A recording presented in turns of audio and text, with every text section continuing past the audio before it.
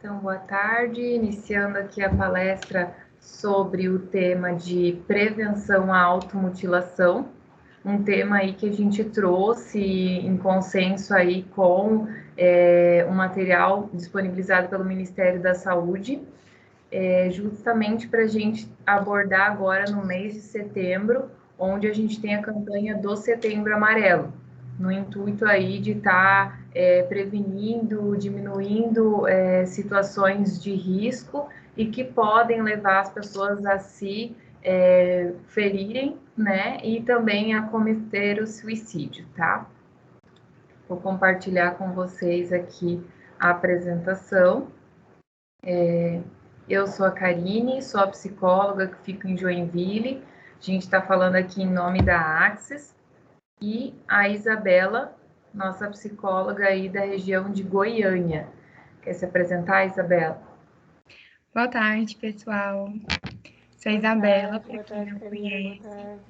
Atuo aqui em Goiânia, nos atendimentos, parte do RH em si. Legal. Então, deixa eu compartilhar aqui a tela. Todos estão vendo? Sim. Sim. Legal, muito bem. Então, a definição. A automutilação, ela é basicamente o ato de se ferir, se machucar, né, de uma forma intencional, onde a pessoa entende que ferindo o próprio corpo, ela está não sentindo aquela dor, né, como se a gente usasse um comportamento de autolesão para evitar lidar com a dor emocional. Então, eu mudo a minha dor para a dor física para não lembrar, para me desconectar dos pensamentos, para não lidar com aquela dor emocional que eu estou sentindo. Quais são os comportamentos que não são automutilação, ou seja, comportamentos aceitos socialmente? Isabela, consegue dizer para gente? Hoje, o que é aceito socialmente e não é considerado automutilação são as tatuagens em si, né? Tem o ferimento da pele, mas é socialmente aceito. Os piercings também. Geralmente, em cultos religiosos, existem situações, procedimentos que acontece essa automutilação, mas ela não é considerada, né? Existe esse machucado em si que é feito, mas não é considerado automutilação. E também acidentes de carros, né? Não é considerado por quê? É mais visto como um comportamento de risco. E a automutilação em si ela é muito específica, né? Mas não significa que esses comportamentos de riscos não devam ser levados em consideração, porque pode ser um comportamento consciente ou inconscientemente que leva, né, a esse prejuízo físico, de toda forma. Perfeito. Então, a automutilação, ela é o ato consciente de se machucar. Em algumas vezes ela está associada ao suicídio, em algumas vezes não. Em algumas vezes é realmente o ato de tirar a dor mental e ficar com a dor física, né? As pessoas sentem um alívio substituindo uma dor pela outra. Só que, claro, que não é saudável, né? Não resolve, a dor mental continua ali e ainda acrescentada de um problema físico que a pessoa está causando, né? Quando a Isabela fala que tatuagens, piercings, acidentes de carro são comportamentos aceitos socialmente, significa que eles não entram ali na classificação de automutilação. Os comportamentos de risco, como o acidente de carro, sexo sem proteção, né, que a gente chama a promiscuidade, abuso de substâncias, esses tipos de comportamentos são comportamentos de risco, mas eles não são utilizados para que entrem na classificação de automutilação. Eles entram como comportamentos de risco. Esses comportamentos de risco, eles entram como consequência de um transtorno mental.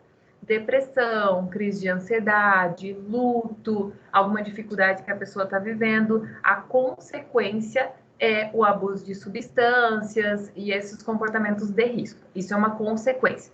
A automutilação também é uma consequência a um transtorno, né? Na maioria dos casos, ela está associada a uma depressão maior ou até casos de ansiedade, transtorno pós-traumático. Então, eles geralmente são associados a transtornos mentais. Tanto o comportamento de risco quanto o comportamento autolesivo precisam ser analisados por um profissional para que possa se encontrar o tratamento adequado. Porque esse comportamento ele é só um sintoma de algo muito maior que a pessoa está vivendo, que seria no caso dos transtornos. E aí, falando dos tipos, né? Então, a gente tem o tipo intrapessoal, que é quando ele serve para aliviar, esquecer a dor momentânea, ou a autopunição, né? E aí, falando de autopunição, tem os casos ali religiosos, né? Que a minha religião é extremamente rígida, eu não posso fazer determinado comportamento, e aí, quando eu faço, eu acabo me punindo, me julgando, né? Tem pessoas que, inclusive, se machucam, se torturam, e aí uma tortura psicológica, nossa, eu sou uma pessoa horrível, eu não deveria ter feito isso, e aí se torturam dessa forma, ou realmente na autolesão, né? Ah, eu mereço sofrer essa dor porque eu fiz algo errado, fiz algo que não é aceito. Então, isso é o comportamento de autopunição. E ali sobre os fatores, que tipo de fatores podem levar ao comportamento de autolesão, Isabela? Os fatores genéticos, hoje a depressão, a ansiedade, além da alimentação, o estilo de vida também é considerado alguns pontos genéticos. O cognitivo em si, o desenvolvimento, né, da nossa cognição afeta na automutilação também. E os afetivos, quando o paciente, né, o indivíduo em si, ele não consegue lidar com o emocional dele, com uma frustração que seja, isso gera essa autopunição, né, essa automutilação em si. Abuso sexual, emocional, negligência, bullying, isolamento social e transtornos mentais. São situações, né, que geram podem gerar esse comportamento de automutilação. Muito bem. Então, assim, ali um dos itens, né, o isolamento social, o comportamento de autolesão, ele aumentou muito desde o início da pandemia. A maioria dos casos, ele é de autolesão por cortes, né, e é o que a gente logo imagina, o corte, né, quando a gente fala em autolesão, as pessoas já dizem, a pessoa estava se cortando.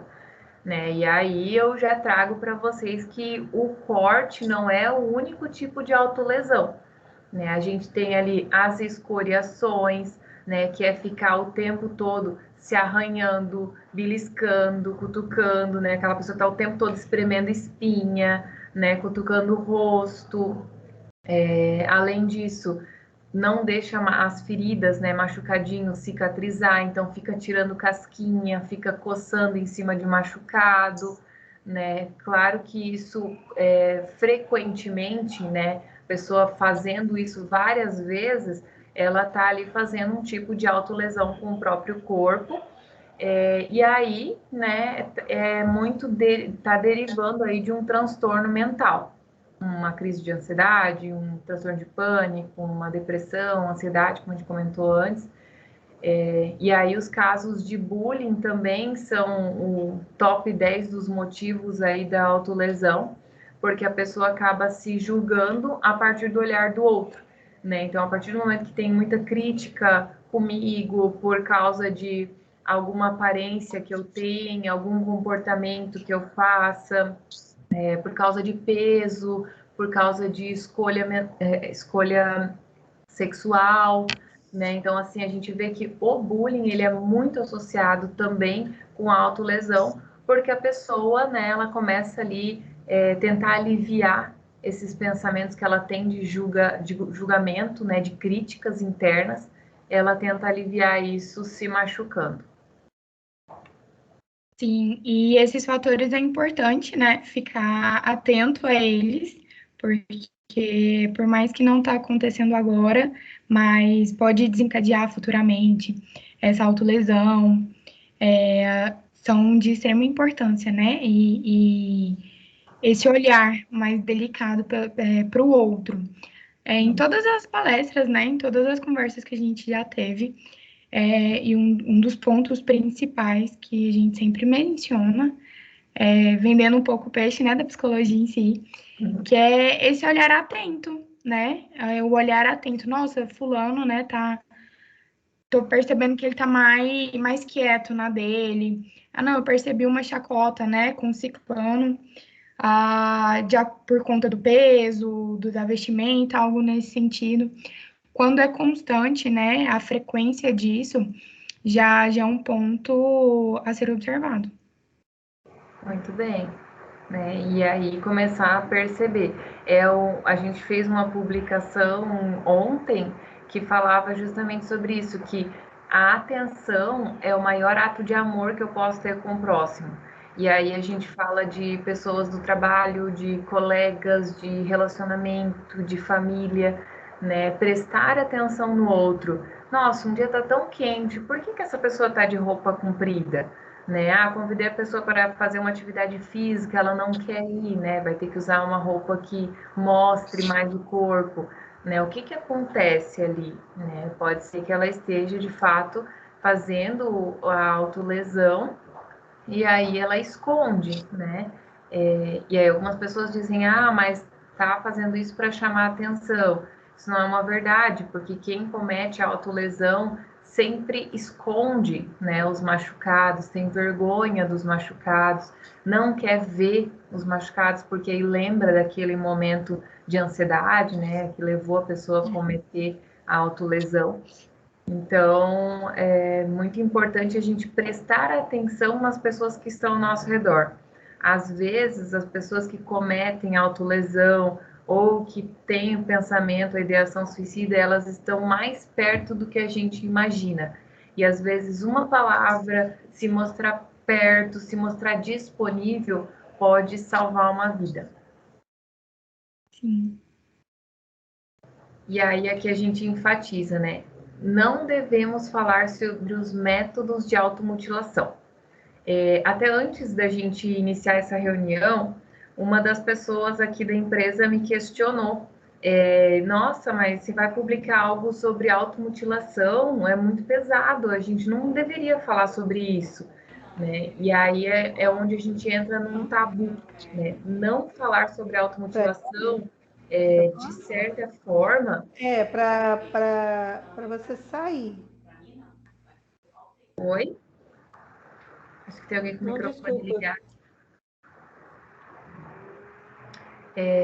Bom, falar sobre o método de automutilação, ele é totalmente, não é recomendado, tá? A gente não tem que falar sobre os métodos de automutilação. O que a gente deve, sim, é falar sobre o que é a automutilação, como ela acontece, quais os motivos fazem alguém buscar a automutilação, né? E aí, a partir disso, agir, né? Para ajudar as pessoas. Mas aí eu pergunto para a Isabela, por que a gente não pode falar sobre os métodos de automutilação? Não falar sobre esses métodos é extremamente importante para que não vire aquele passo a passo, né? Um exemplo, um ensinamento de como fazer, de como chegar lá. É muito tá muito mais aceito hoje em dia falar sobre sexo, né, na adolescência, o uso de drogas, e a gente percebe que até mesmo sobre o suicídio, porque teve uma onda muito grande, né, tanto aqui em Goiânia, percebo que em Joinville também. Os jovens hoje, eles estão nesse conflito interno muito grande. E já foi normalizado, né, entre as famílias falar sobre suicídio, mas não o que pode, né, consequências disso. Se eu não vou cometer suicídio, o que eu vou fazer para sanar, né, essa inquietação interna, essa ansiedade que seja, esse conflito que eu tenho. E quando a gente fala sobre os métodos utilizados, né, acaba que vira esse passo a passo, se torna esse passo a passo, por isso que a gente sempre enfatiza o que né, como devemos prevenir todos esses fatores, menos como os métodos utilizados para isso. Isso, muito bem. Esse efeito, né, de ter um passo a passo, ele é comprovado cientificamente, que até a gente teve aí o caso do efeito Welter, que aconteceu nos Estados Unidos, que justamente foi uma onda onde foi publicado a forma como uma pessoa cometeu suicídio, e aí, a partir desse comunicado, várias outras pessoas começaram a cometer. Teve ali a série Reasons Why, que saiu no Netflix, e também foi comprovado aí que depois do lançamento dessa série, muitos adolescentes começaram a cometer suicídio. Então, assim, o efeito do suicídio e o efeito de divulgar métodos de automutilação, ele se torna uma onda contagiosa. A partir do momento que uma pessoa comete suicídio num círculo, né, a pessoa cometeu suicídio lá no meu bairro, por exemplo, a chance de muitas outras pessoas do mesmo bairro cometerem suicídio é muito grande, porque se torna um exemplo. Né? Aquela pessoa não conseguiu, aconteceu isso daqui, ela não conseguiu, foi demitido, aconteceu alguma coisa que levou ela a cometer o suicídio. Ela ensina as pessoas ao redor dela que aquela é uma saída. Então, é como se surgisse uma nova opção. Opa, eu tenho um problema aqui que eu não estou dando conta. E aí eu me lembro que uma pessoa muito próxima cometeu isso. Então, o fato do suicídio, né, e de saber formas como as pessoas se automutilam, leva a comportamentos de cópia, né, de imitação. E o ser humano tem essa predisposição, né, a imitar. Então, por isso que a gente nunca deve falar sobre métodos de automutilação, né? E também nunca falar sobre métodos de suicídio. O que a gente tem que falar é fazer campanhas promovendo a vida e campanhas assim como essas que a gente está fazendo aqui do Setembro Amarelo, divulgando, né, que existem métodos que levam à automutilação, que a automutilação é uma consequência de um transtorno mental, né, que deve sim ter atenção, que deve sim ser levado a sério, né? Poxa, descobri que meu filho está cometendo automutilação. Eu não posso fingir que eu não estou vendo. Eu não posso me calar. Eu preciso dar a atenção necessária, preciso buscar ajuda, preciso levar no profissional especializado.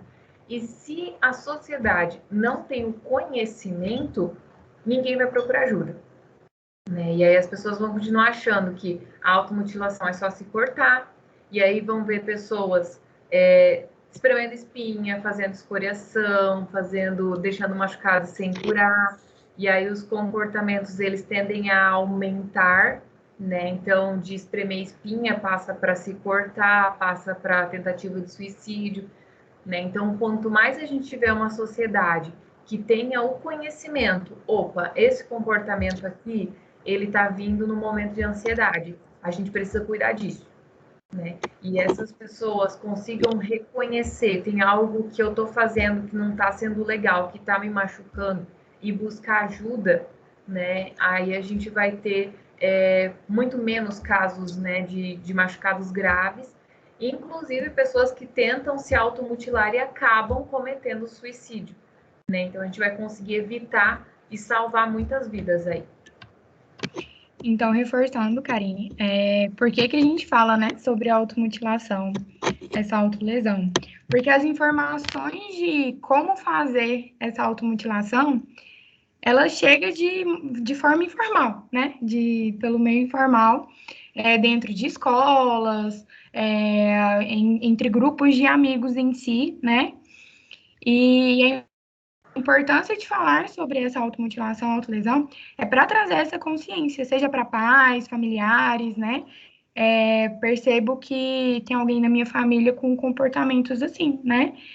De reclusão, não gosta de mostrar muito o corpo, não é de falar muito. É um ponto de atenção, né? É algo a ser observado. E por isso que a gente traz essas informações, para trazer essa consciência mesmo, para que esse olhar, essa empatia fique muito mais aguçada. Perfeito. Então, assim, perceber que algo não tá legal, que algo tá diferente, que a pessoa tá se isolando, que a pessoa tá sempre de roupa comprida, que a pessoa tá se desfazendo de alguns bens que ela gosta, evitando fazer coisas que antes ela gostava. Então, começar a perceber esses comportamentos e saber que tem que buscar ajuda, né? E quanto mais pessoas tiverem essa informação, mais vidas serão salvas.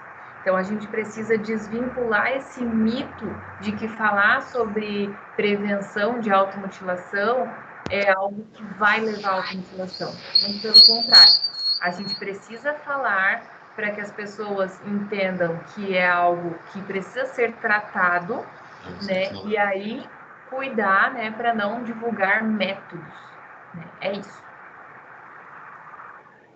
Certinho.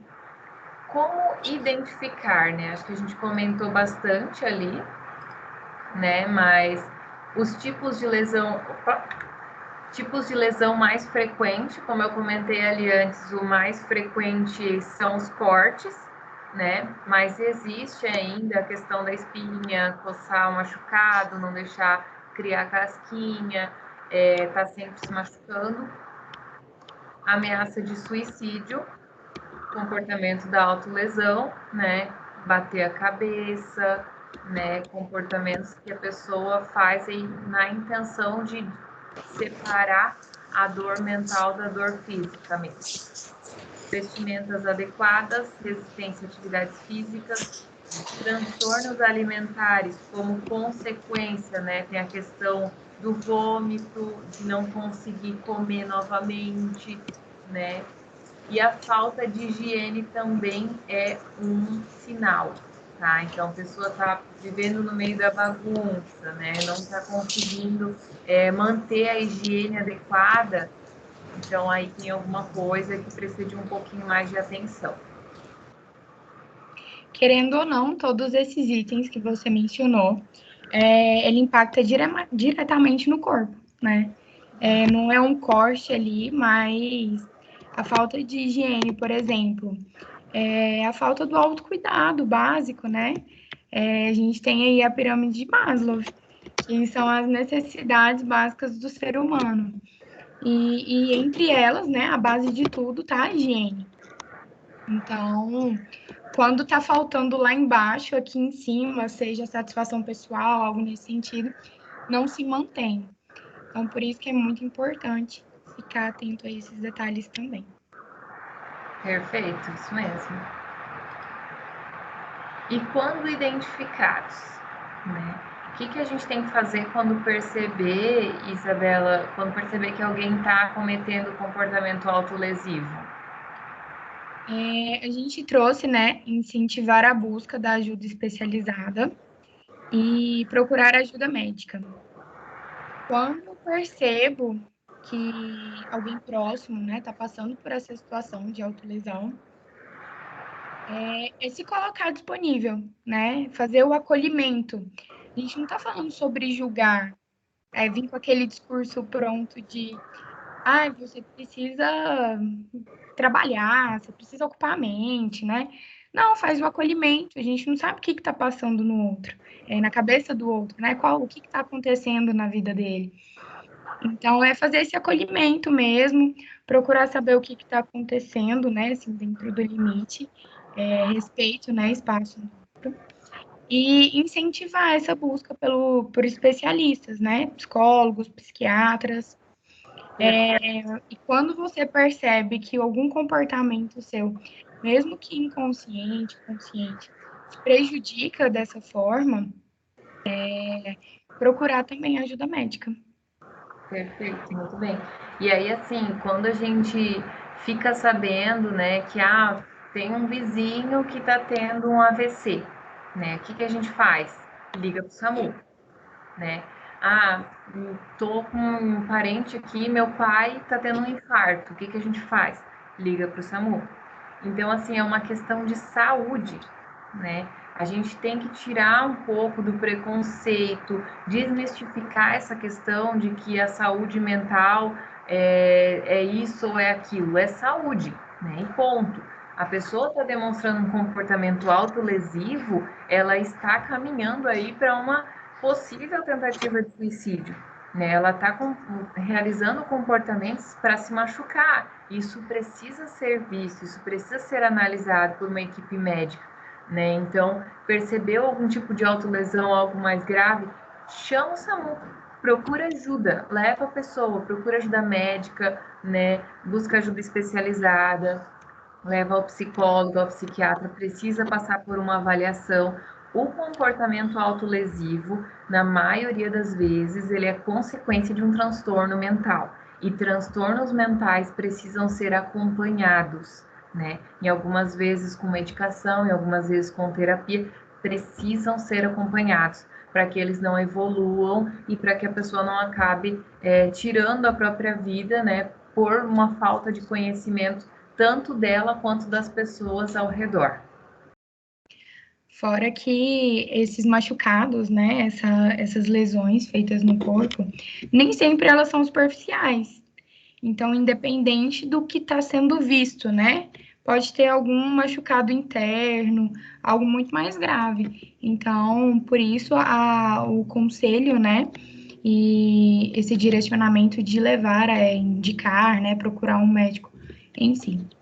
Perfeito. Até tem muitos casos de autolesão que a gente vê na clínica de pessoas que machucam a bochecha, né? Morde a bochecha por dentro, que aí ninguém vê, né? Ou fica mordendo o lábio. A tricotilomania, que é arrancar o cabelo, né? Ficar arrancando o cabelo. Então, assim, podem existir comportamentos que a gente nem vê, mas que a pessoa está ali gerando uma autolesão, está gerando um machucado. Então, precisa sim de ajuda, tá?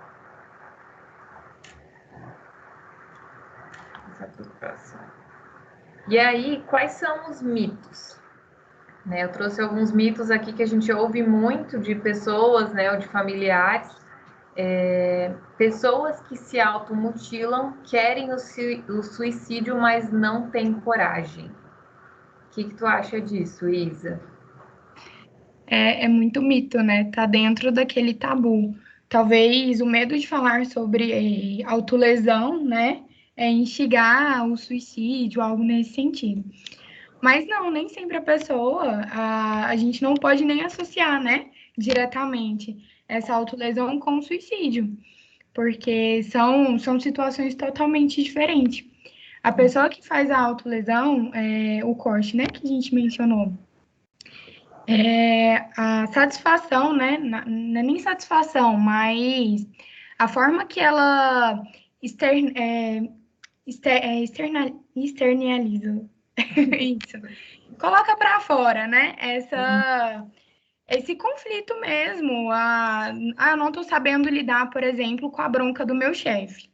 Aí ela vai lá no banheiro e se corta ali, coça lá na ferida, morde a bochecha, algo nesse sentido, e aquilo passa. Não significa que ela vai, né, cometer um suicídio, algo nesse sentido, mas ela não deixa de se machucar de toda forma. Exatamente. Automutilação para chamar a atenção dos pais. Nem sempre o indivíduo em si que faz essa automutilação, pelo contrário, né, ele não quer expor. Por isso as roupas longas, esse isolamento social, porque ele não quer fazer essa exposição. É muito processo dele ali no corpo dele. Então, mais uma vez, por isso a importância desse olhar atento. Muito bem. E aí, né, Isa, percebendo a automutilação, os machucados, não dá muita atenção para o machucado em si, né? Por quê? Porque inconscientemente você está pedindo para que a pessoa reviva aquela dor do momento que ela fez, né? Então, perceber o machucado, perceber os cortes, né? Já manda, já orienta, vamos procurar ajuda, já se coloca à disposição para conversar, já procura ajuda médica. Não é para ficar, eu percebi que você está com o braço machucado, deixa eu ver teus cortes, né? Até eu comentei com a Isabela antes, que ontem eu estava vendo uma reportagem que a mãe dizia para a filha, mostra para eles o braço que você cortou, né? Então, assim, gente, isso é totalmente fora do que a gente busca como saudável, como saúde mental. Tá com algum sintoma, né? Tá ali com as feridas, com machucado, leva no médico, busca ajuda, né? Não é para ficar mostrando para todo mundo, porque a pessoa que está mostrando, ela tá revivendo aquela dor, né? Ela tá entendendo que aquilo ali se tornou aceitável para as pessoas. Então ela vai continuar praticando isso. Então, assim, tem que ser algo muito sutil, né? Percebeu ali que tem algo que não tá normal, né? Sutilmente vai procurar ajuda mesmo, traz a ajuda médica, mas não utiliza isso como um troféu, assim, que precisa ser exibido. E assim, são muitos processos, né? Primeiro o processo de se autolesionar, depois o processo de cura daquela lesão, depois o processo da descoberta que houve a autolesão, né? Seja por familiares, amigos, e mais um processo que é conviver com aquela marca. E então, por isso que é importante já procurar esse recurso, né? Olha, aqui, né? Temos as opções de ir ao psicólogo, ao médico, procurar entender melhor o que está acontecendo e não ficar julgando, né? Nossa, mas por que você fez isso? Deixa eu ver, não, como assim? Exatamente, exatamente. O julgamento, assim, totalmente fora do que a gente busca também como um comportamento de ajuda, né? Ele só piora o sintoma. Então, assim, na pior das hipóteses, não sabe o que fazer, já leva no médico, já aconselha a procurar ajuda, se mostra à disposição, né, para ajudar, mas não vai falar besteira, né? Não vai tentar resolver do jeito errado, que às vezes você vai piorar o sintoma, né? Mas, Karine, né? Assim, o que eu falo nesses momentos? Por exemplo, eu identifiquei esse corte, mas o que eu vou falar para a pessoa? Porque talvez nem tenha reação, né? Então, às vezes nem é preciso falar. Isso já Exatamente. ajuda, né? Exatamente. Às vezes não precisa falar. Se coloca à disposição. Percebi que você está diferente, percebi que aí que você está usando roupas muito compridas, hoje é um dia quente, vamos no médico, vamos ver o que está acontecendo. Você precisa de ajuda, você precisa conversar, se coloca à disposição, né? Manter também é muito importante manter uma rede de apoio ao redor dessa pessoa, não deixar essa pessoa sozinha. Né, trazer a família junto. No comportamento autolesivo, até nas escolas se usa muito, né? Trabalhar com a família precisa estar atenta, né? Porque a pessoa vai procurar fazer automutilação quando ela estiver sozinha. Não deixe essa pessoa sozinha, tá? Próximo mito: se são feridas superficiais, é só uma fase, então vai passar. Eu nem entendi quando a gente viu no material em si esse item, porque é independente, né? Se é superficial ou não, já tem um ponto crítico ali a ser observado, né? Então, se é superficial ou não, talvez depende do que é superficial, né? O que eu tô vendo, o que eu não vejo, então não dá para medir visualmente o impacto dessa autolesão no indivíduo, né? Exatamente. Não tem como medir. E aí tem mais mitos, né? De que a pessoa que se machucou uma vez e melhorou não vai mais se machucar. A pessoa que machucou e foi parar no hospital não vai mais fazer. É muito pelo contrário, né? As maiores índices de tentativas de suicídio, de autolesão acontecem com pessoas que ainda estão no hospital ou que saíram há poucos dias do hospital, né? Então a gente tem que tomar muito cuidado com esses mitos. Como a gente falou, se você não tem conhecimento, sempre procurar uma orientação médica, indicar a pessoa a procurar ajuda, né? E não deixar que isso se torne algo banal ou fingir que não está acontecendo nada ou esperar que vai passar. Não vai passar, né? Se você perceber uma ferida, mesmo que superficial, ela é só o começo. Sim. E sobre o preconceito, a gente tem ali a questão da família, como eu comentei, a gente tem que trazer a família junto. E no trabalho, como é que pode funcionar isso, Isabela? Hoje a gente está numa realidade aí de um call center, muitas pessoas primeiro emprego, muitas pessoas se autocobrando, né, na escola, indo para a faculdade. Como que a gente pode lidar aí com isso no trabalho? Hoje, o call center, os supers que estão aqui, né, nos vendo, já sabem melhor do que nós, o quanto vem, né, jovens para a operação de primeiro emprego mesmo, então está conciliando ali com a faculdade, já houve talvez uma pressão, né, essa decisão, o que eu vou fazer daqui para frente, pessoas que estão passando por um atendimento muito específico, né? E demanda muito da saúde mental dos nossos operadores. Então, a gente não sabe o que pode acontecer, como que está a vida pessoal da pessoa lá fora, como que ela recebeu determinada ligação de um cliente, né? Mais incisivo, algo nesse sentido. Então, a gente percebe muitas ocorrências, né? Inclusive pelos CIDs que são entregues ao DP em si, de ansiedade, de depressão, né? São esses transtornos mais atuais e muito frequentes também. Então, é esse acolhimento de imediato. Por isso que eu fico disponível, né, para fazer esse acolhimento, fazer essa intervenção emergencial, até mesmo para entender em qual nível que tá, né? Seja essa ansiedade, essa angústia, esse conflito interno, né, emocional. É mais ou menos nesse sentido que a gente deve desenvolver isso dentro do trabalho. Mas e o preconceito em si? Algumas pessoas simplesmente ignoram, se vê, faz chacota, faz aquela fofoquinha com o colega. Nossa, eu vi fulano ali, né, dentro do banheiro fazendo tal coisa. Nossa, olha que sem noção, né? Fala para todo mundo, para a equipe toda, para quem está ali perto da PA ouvindo.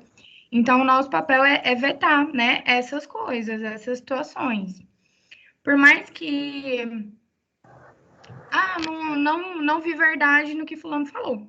A gente não está aqui para julgar, né, o que é verdade, o que não é, até porque a cognição, a realidade que aquela pessoa vive é muito diferente do outro, né, da minha. Então, a gente não consegue mensurar o qual é verdade e o que não é. Então, o nosso papel é realmente fazer esse acolhimento inicial. Exatamente. E aí, quando a gente fala de trabalho, não são só as pessoas da saúde que estão envolvidas, né? Pessoas do RH, mas todo mundo, né? A questão ali da automutilação e do suicídio, né? São questões de saúde pública, são questões que todos estamos envolvidos. Se aquela pessoa está vivendo um estresse muito grande, eu tô no mesmo meio que ela, então eu preciso fazer a minha parte também, né? E aí a gente entra no item ali da sociedade. Todos somos responsáveis pelas vidas que tem na nossa sociedade, né? E aí, como eu comentei, se acontecer um suicídio dentro da minha sociedade, a a taxa, né, de expectativa é de que muitas outras pessoas vão cometer suicídio também, porque se torna uma opção. Então, assim, quanto menos pessoas informadas, mais casos podem vir a acontecer. Então, diminuir o preconceito é falar, abrir o espaço para falar, independente com quem, se mostrar disponível, né? Olha, não te conheço, mas estou vendo que você não está legal, tá? Tem alguma coisa que eu posso te fazer para te ajudar? Precisa disso aqui. Então, assim, se mostrar disponível, né? E aí, quando a gente fala de preconceito, infelizmente, ele ainda ocorre dentro de hospitais e com profissionais de saúde também. Então, a gente precisa buscar profissionais referência, né? O SAMU, eles têm o treinamento específico, né? Entender como é que está sendo essa abordagem quando chega no hospital, né? E aí entender que o preconceito, infelizmente, ele ainda faz parte da nossa sociedade, mas é luta de cada um aqui participar ativamente, divulgando, para que as pessoas comecem a falar mais e agir sozinhas menos. Uhum.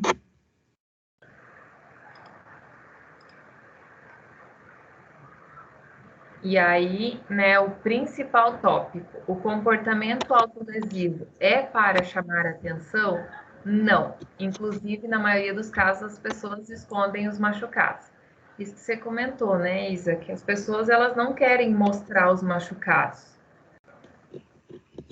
Exatamente. Já aquele corte ali, né? Seja um corte, uma coceira, espinha, né? Um machucado que não cicatrizou. Já aconteceram tantas coisas na vida dela para que chegasse naquele ponto, né? Que talvez o que a pessoa menos quer nesse momento é alguém questionando sobre aquilo. Então, por isso, essa necessidade, né, que as pessoas que cometem a autolesão têm de esconder, essa preferência, né, por esconder. Perfeito. E aí, lembrando, né, quando você procurar essa pessoa para conversar, não foca na lesão, foca no que aquela pessoa está passando, né? A lesão é apenas um sintoma, é uma consequência do que ela está vivendo. A causa maior, ela está lá na mente, né? O que essa pessoa está vivendo? O que está acontecendo ali? Né? E aí é isso que precisa ser conversado, isso que precisa vir para o foco da atenção, né? E não o comportamento em si. Como eu disse, os cortes, machucados, eles não têm que ser um troféu que chama atenção. O que tem que chamar atenção ali é o que a pessoa está vivendo, o que ela está sentindo, fazer ela falar sobre isso. Isso mesmo. E a automutilação é evitável, né? Como que ela pode ser evitável, Isabela? O fortalecimento de vínculos, a partir do momento em que eu tenho, né, um vínculo forte, seja afetivo, familiar, isso nos auxilia nesse processo, para que não... Oi? Para que tenha essa diminuição da autolesão em si. Se tem uma pessoa que está ali disposta, né, me vendo o tempo todo, se colocando à disposição para me ouvir, para me aconselhar, que seja, essa automutilação, talvez o foco, né, a transferência vá para outro gasto de energia e não na autolesão em si. Incentivar relacionamentos saudáveis. A gente passou por uma época sobre relacionamentos tóxicos, né? E o quanto estar perto de pessoas que nos levam para baixo, né? Que reforçam o pior dos nossos pensamentos, impacta na nossa vida. Então, por isso a importância de sempre termos pessoas a quem a gente realmente confia, né? Aquele ter do meu lado quem me quer ver bem, né? Quem me quer ver bem, isso. Isso é muito importante. Boa qualidade de sono, Dormir é muito importante, descansa a nossa mente. Hoje em dia, além da ansiedade, se ouve falar muito também da síndrome do pensamento acelerado. Então, é tanta coisa que vem na cabeça que você não consegue descansar. Você deita para dormir, mas continua pensando. E esse excesso de pensamento pode instigar, né, a autolesão em si. Então, por isso que dormir é muito importante também. Para a prática de exercícios, né, os hormônios que são liberados na nossa corrente sanguínea nos auxilia nesse processo de autolesão, para que não ocorra, né? A habilidade de pedir ajuda e para quem pedir ajuda. Temos, infelizmente, né, a cultura de, não, fulano é fraco, né, porque chorou, porque foi lá conversar. Até mesmo o fato de ir no psicólogo, né? Algumas pessoas veem isso como uma fragilidade, pelo contrário. Ali você está tendo consciência do seu sentimento, né? Do seu pensamento, das suas emoções. Então, saber o momento, né? E a quem pedir ajuda é muito importante. E a regulação emocional. Algumas pessoas têm essa disfunção hormonal que altera. Mulheres mesmo com cisto no ovário, ovário policístico, homens com alteração na testosterona, né? Então, tudo isso impacta no emocional também. Por isso que não é só no psicólogo, psiquiatra, mas esse acompanhamento, né, geral, ele também é muito importante. Perfeito. E aí a regulação emocional também diria que todo mundo passa por picos de emoções, né? Eu digo que a nossa vida ali emocional, ela é como se fosse uma montanha russa. Tem as partes dos altos e tem as partes dos baixos. E aí conseguir regular as minhas emoções é perceber assim que aconteceu algo que me frustrou, né? O que eu vou deixar me afetar, né? Qual a intensidade que eu vou lidar com isso? A gente sabe que tem situações que a gente lida tranquilamente e tem situações que a gente diz assim, nossa, foi a gota que faltava e aí estoura por uma situação muito pequena, né? E aí é conseguir regular isso. Espera aí, não tem a necessidade disso tudo, né? Tô percebendo que eu tô muito pavio curto, que eu não tô conseguindo lidar com as situações de uma forma mais serena, plena, né? Então, assim, se eu não estou conseguindo ter essa regulação emocional, eu preciso procurar ajuda também, né? E aí, sabendo que eu preciso procurar ajuda, onde que eu vou procurar ajuda? Quem eu vou pedir ajuda, né? Quem são as pessoas que eu tenho disponíveis? E aí entra no conceito que eu falei ali, de ter um círculo de amizades, grupos, fazer parte de grupos que me incentivam, que me ajudam, né? Se eu tenho ali na minha família pessoas extremamente tóxicas, saber que no trabalho eu tenho pessoas legais e conseguir saber com quem contar, com quem pedir ajuda, né? No meu trabalho eu tenho um chefe extremamente tóxico que me trata mal, que isso, que aquilo, e eu não consigo pedir demissão porque eu preciso daquele trabalho. Não, tudo bem, você vai lidar com um chefe tóxico, mas você vai ter o grupo da tua família que vai acolher essas suas emoções, que vai servir de escape, né? Você pode praticar uma atividade física para, eu digo assim, baixar a emoção negativa, porque raiva todo mundo sente. É uma emoção mundial, né? Digo, sei lá, todo mundo no universo vai sentir raiva, todo mundo vai sentir tristeza, todo mundo vai ter emoções negativas. Elas são inatas à raça humana, todos vão viver. Mas que a gente tem que saber é como regular aquela emoção que eu vou sentir, né? Se eu estou ficando muito triste com uma situação que talvez outras pessoas não lidariam dessa forma, tem algo errado, né? Algo aqui está desregulado e não tem problema nenhum buscar ajuda para lidar com isso.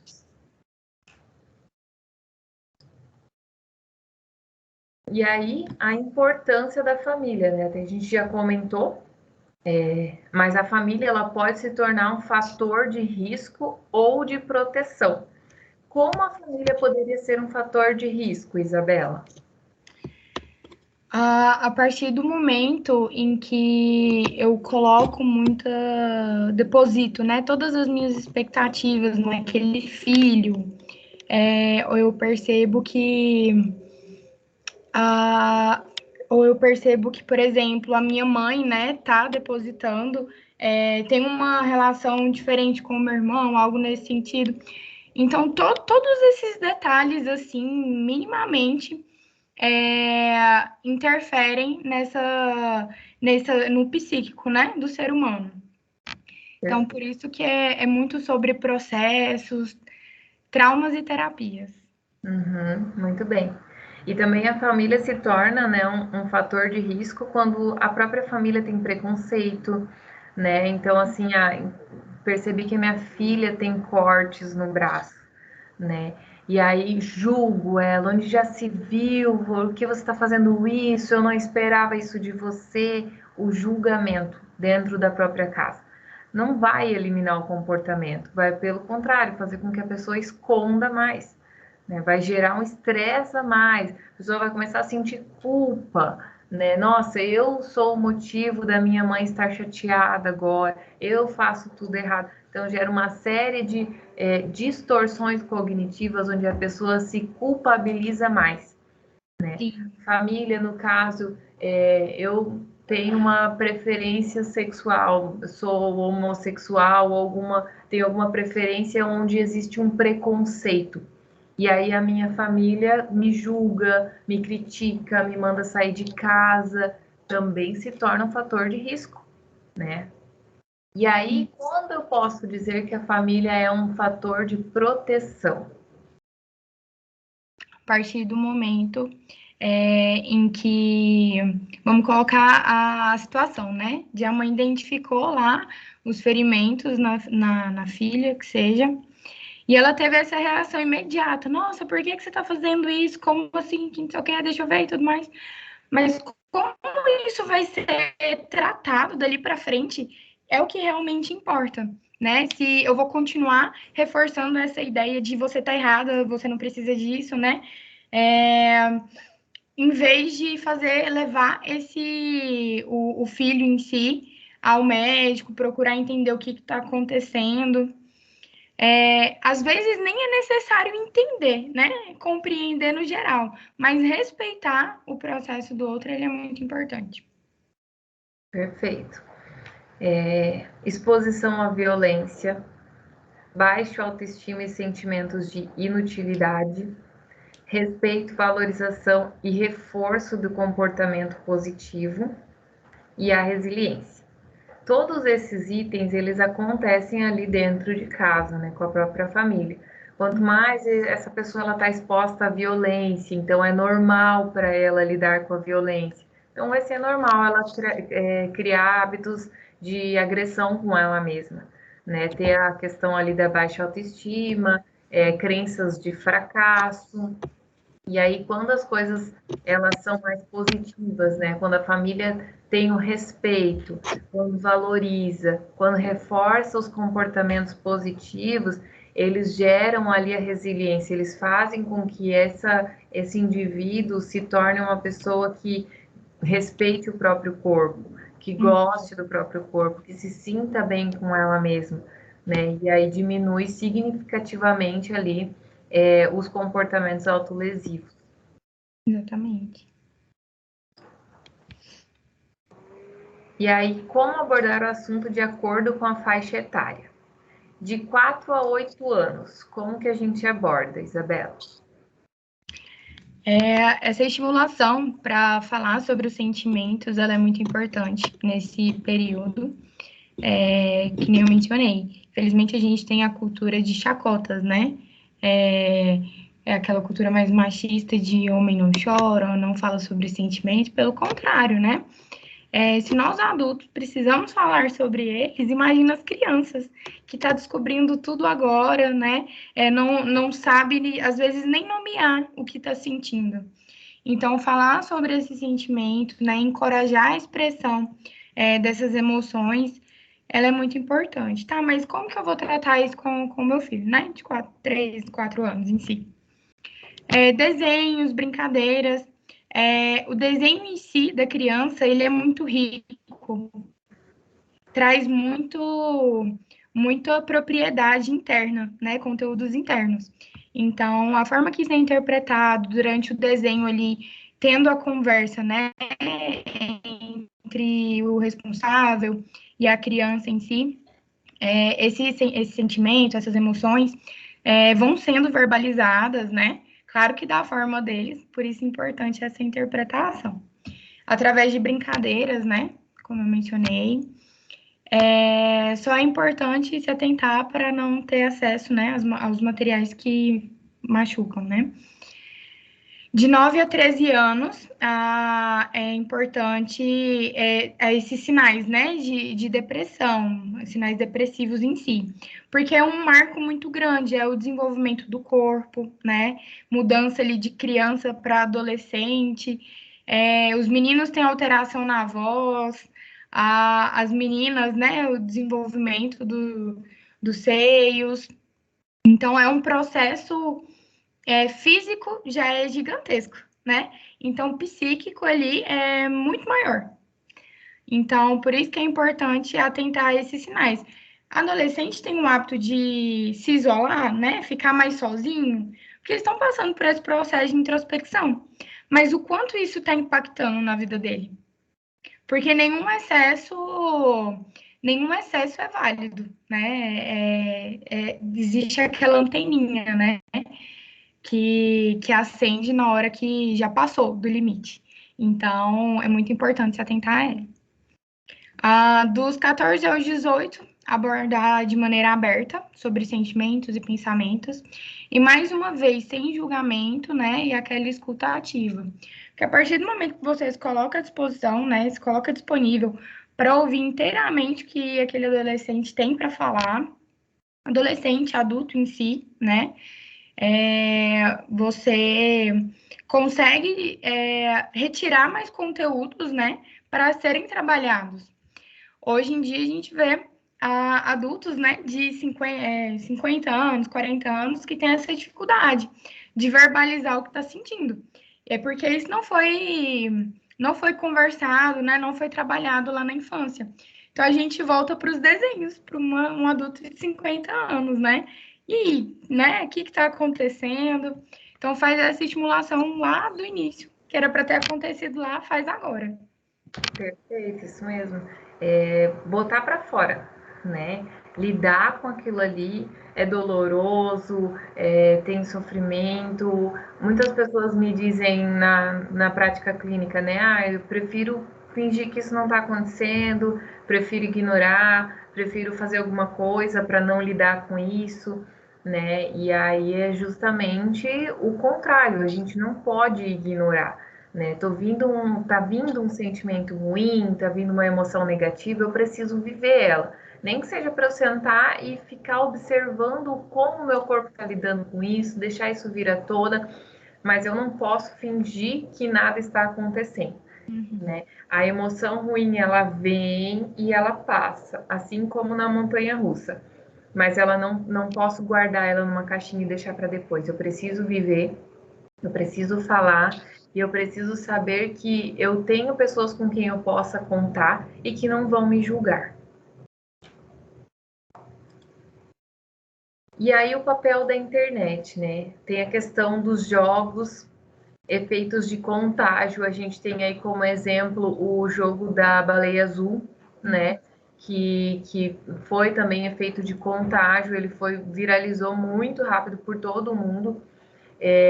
Onde as pessoas faziam os desafios, né, dos jogos ali da Baleia Azul, que levavam à automutilação, e aí um dos últimos desafios, né, leva ao suicídio. Até aqui em Joinville a gente teve vários casos.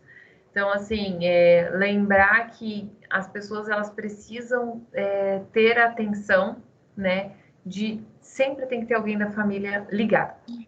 Principalmente com os adolescentes, como a Isabela falou, que estão passando por diversas mudanças no próprio corpo, mudanças emocionais, né? Estão se formando a identidade. Então, assim, precisa tomar cuidado, precisa ficar de olho, né? Saber com quem essa pessoa está tendo contato, qual que é o acesso dela na internet, porque a internet ela pode ser muito negativa nesse sentido, né? A gente sabe que aí tem blogs que falam sobre esse tema de maneira super aberta, ajudando inclusive as pessoas a praticarem automutilação. E aí a gente precisa trazer a internet para uma contribuição positiva, né? Uma conscientização coletiva, promovendo a saúde mental, né? Usar recursos da internet como esse que a gente está usando hoje, né? Todo o material que a gente elaborou é um material que foi disponibilizado pelo Ministério da Saúde, né? Então, várias escolas usam o mesmo material hoje, empresas divulgando a saúde mental, divulgando pontos, como procurar ajuda, como perceber que alguém precisa de ajuda, né? E aí a gente tem que usar a internet num lado positivo, jamais compartilhar fotos, imagens de violência, de pessoas que cometeram autolesão, jamais dar audiência para esse tipo de post, para esse tipo de situação, né? E sempre procurar fazer a contribuição positiva, conscientizando. O Setembro Amarelo, ele precisa acontecer durante todos os meses, né? A gente precisa buscar a saúde, promover a saúde mental de janeiro a janeiro, né? Não é só um mês, né? E aí a gente precisa saber que perto ou longe a gente tem que se mostrar acessível para as pessoas que precisarem de ajuda. E aí, por último, é crime. Quer comentar? Ajudar na automutilação, então esse reforço, né, seja por divulgação em grupos, essa influência, né, da automutilação, ela é crime, não pode. Se vê um reforço no sentido de, não, próxima vez você faz mais fundo, né? Não, faz direito. É crime, qualquer comentário nesse sentido pode levar a um prejuízo muito maior. Então, é resguardado por lei a suicídio, né? E chegar ao suicídio e se omitir quanto a isso, porque a gente leva em consideração a maioria, né, das pessoas em si levam em consideração apenas quem instiga, quem vai lá, faz essa influência em si. Mas quando você visualiza o que está acontecendo e se omite, se cala, é crime da mesma forma. Exatamente, a gente precisa se mostrar aí acessível. Agora, muitas pessoas aqui tiveram treinamento, muitas pessoas aqui sabem como lidar com isso.